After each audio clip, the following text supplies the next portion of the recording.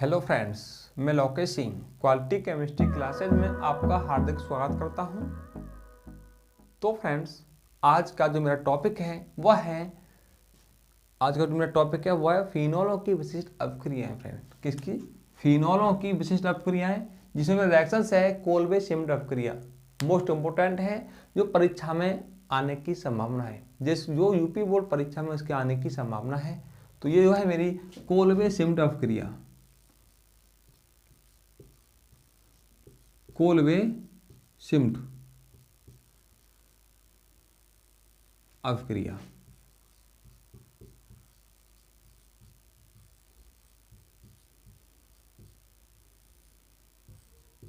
तो हर बार परीक्षा में पूछी जाती है, देखो तो ये इंपॉर्टेंट है, इसको आईएमपी लिख देंगे, आईएमपी। तो देखेंगे ये एक विशिष्ट अपक्रिया है विशिष्ट फिनोल की। कहेंगे कोल्बे सिम्ड अपक्रिया किसे कहते हैं? हम बोलेंगे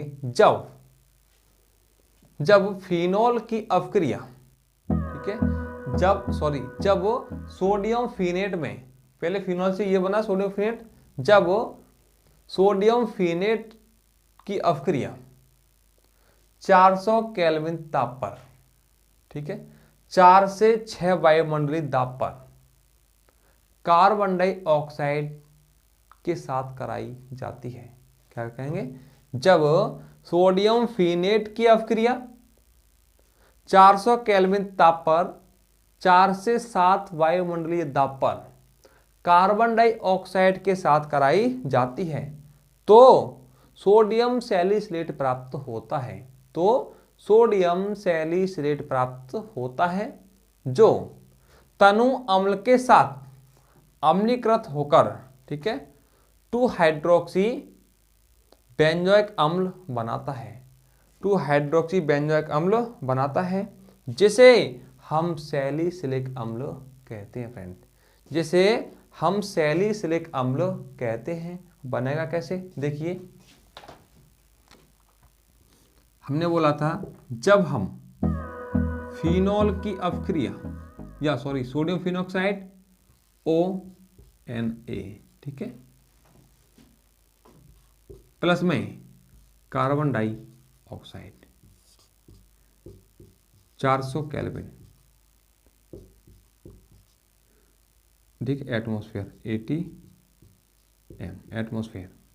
हम बोल सकते हैं जब हम सोडियम फिनोक्साइड में 400 केल्विन ताप पर 4 से 7 वायुमंडलीय दाब पर CO2 गैस को प्रवाहित करते हैं, यानी कि कार्बन डाइऑक्साइड गैस को प्रवाहित करते हैं, तो हमको सोडियम सैलिसिलेट प्राप्त होता है। वो होता कैसे है?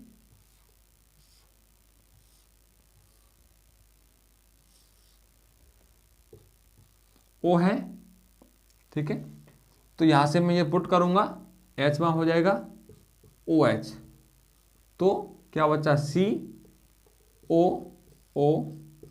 COONA। इसका नाम सोडियम सैलिसिलेट।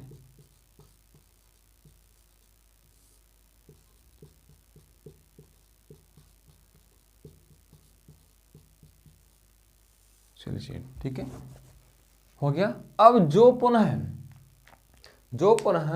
तनु अम्ल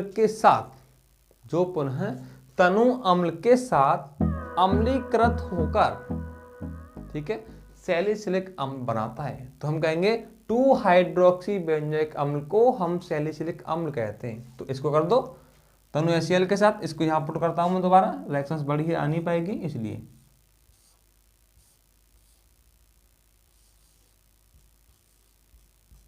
OH और COONA, इसका नाम क्या है? सोडियम सैलिसिलेट, जो पुनः तनु अम्ल के साथ प्लस में HCl के साथ अम्लीकृत होकर के, फ्रेंड, तनु है, डाइल्यूट HCl है, तो अम्लीकृत होकर के तो हमको तुरंत वो क्या दे देगा? सैलिसिलिक अम्ल दे देगा, यानी कि 2 हाइड्रोक्सी बेंजोइक अम्ल दे देगा, जिसको हम क्या कहते हैं? जिसको हम सैलिसिलिक अम्ल कहते हैं। बोल सकते हैं 2 हाइड्रोक्सी बेंजोइक अम्ल को सैलिसिलिक अम्ल कहते हैं। तो यहाँ OH है, ठीक। अब देखिए यहाँ CO है, ये NaCl यहाँ से बाहर निकल जाएगा, बस इतना बाहर निकाल दो तो क्या हो जाएगा COOH, प्लस में क्या बचा NaCl, ठीक है। यह अवक्रिया कोलवे सिम्ड अवक्रिया कहलाती है। तो क्या कहेंगे, यह अवक्रिया कोलवे सिम्ड अवक्रिया कहलाती है। कैसे कहेंगे, जब हम सोडियम फिनेट में 400 केल्विन ताप पर 4 से 7 वायुमंडलीय दाब पर कार्बन डाइऑक्साइड गैस को प्रवाहित करते हैं तो हमको सोडियम सैलिसिलेट प्राप्त होता है। तो हमको सोडियम सैलिसिलेट प्राप्त होता है जो तनु अम्ल के साथ, तनु डाइल्यूट HCl है, जो तनु अम्ल के साथ अम्लीकृत होकर, जो तनु अम्ल के साथ अम्लीकृत होकर तो 2 हाइड्रोक्सी 2 हाइड्रोक्सी बेंजोइक अम्ल देता है, जिसे सैलिसिलिक अम्ल कहते हैं फ्रेंड, जिसे सैलिसिलिक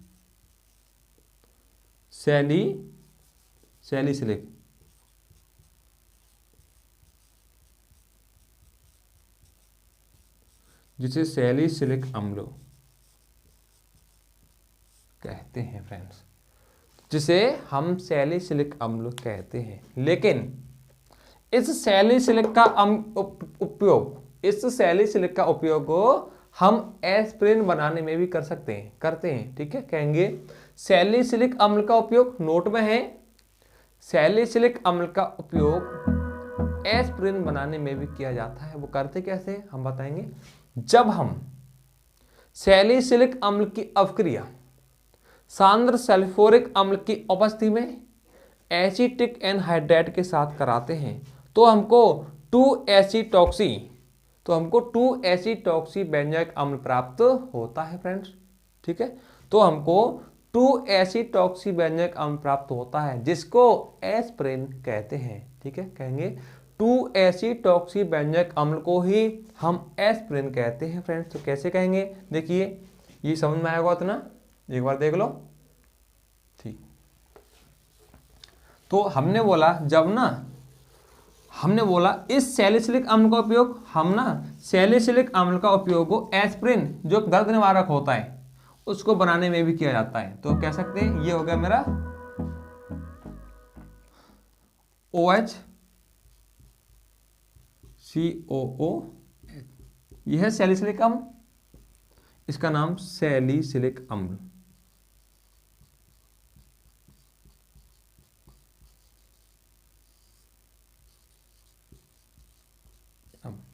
जब हम सैलिसिलिक अम्ल की अवक्रिया एसिटिक एनहाइड्राइड के साथ CH3CO का होल ट्वाइस O, जब हम सैलिसिलिक अम्ल की अवक्रिया सांद्र सल्फ्यूरिक अम्ल की उपस्थिति में,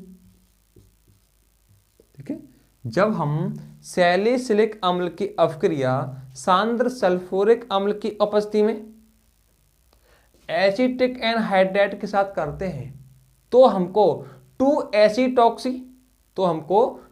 एसीटॉक्सी बेंजोइक अम्ल की प्राप्ति होती है। उसे एस्पिरिन के नाम से जाना जाता है। तो कैसे हो जाएगा, देखो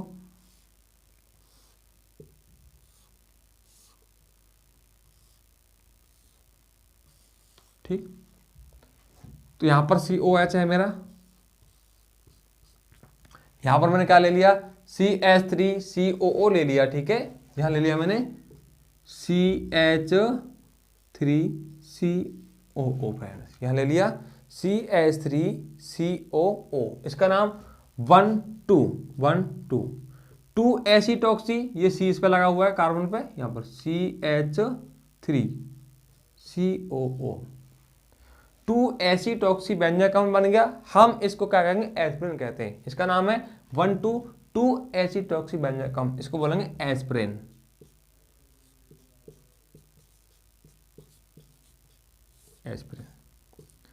यह एक दर्द निवारक होता है। प्लस में क्या बचा CH3 बचा और COOH बचा फ्रेंड्स। तो प्लस में CH3COOH, ठीक है। क्या हुआ? CH3COOH बन गया। तो कह सकते हैं हम सैलिसिलिक अम्ल से एस्पिरिन बनाते हैं और उसका उपयोग दर्द निवारक में किया जाता है, ठीक है। ये ज्वर हरर भी होता है, हल्का हल्का दर्द निवारक होता है ज्वर हरर। तो जब हम सैलिसिलिक अम्ल की अपक्रिया एसिटिक एनहाइड्रेट के साथ कराते हैं तो हमको 2-एसिटॉक्सीबेंजोइक अम्ल प्राप्त होता है, जिसे सैलिसिलिक अम्ल के नाम से भी जाना जाता है, जिसको सैलिसिलिक अम्ल कहते हैं। और अभी इसका निर्माण, इस सैलिसिलिक अम्ल का निर्माण सेलोल बनाने में भी किया जाता है। किसको? सेलोल। तो क्या कहेंगे? जब हम सैलिसिलिक अम्ल की अपक्रिया, ठीक है, फिनोल के साथ कराते हैं, क्या कहेंगे? जब हम सैलिसिलिक अम्ल की अपक्रिया अब करेंगे फिनोल के साथ तो सेलोल बन जाएगा।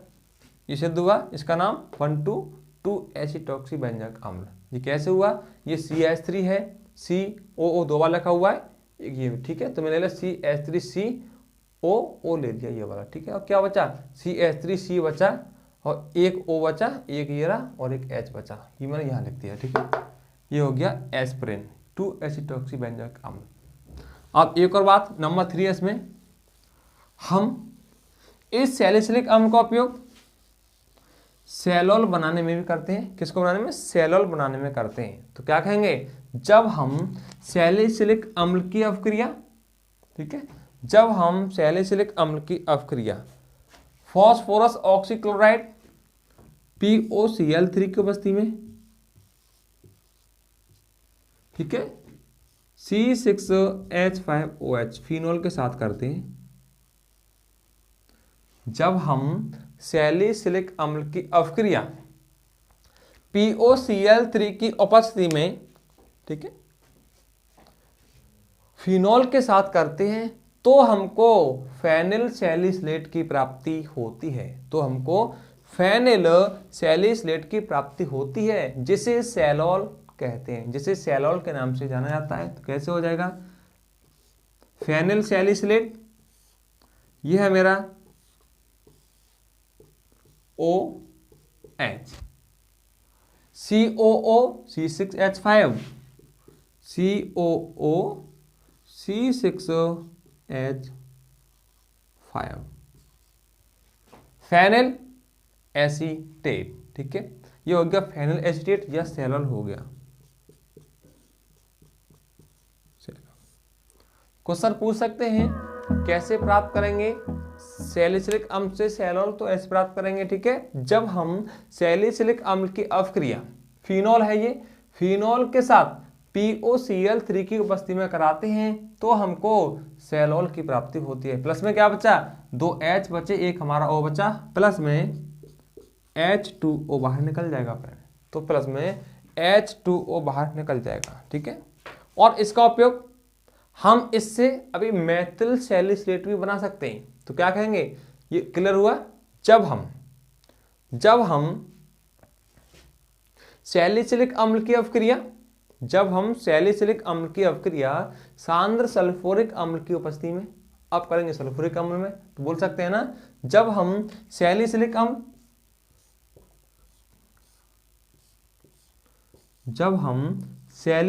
अम्ल की अपक्रिया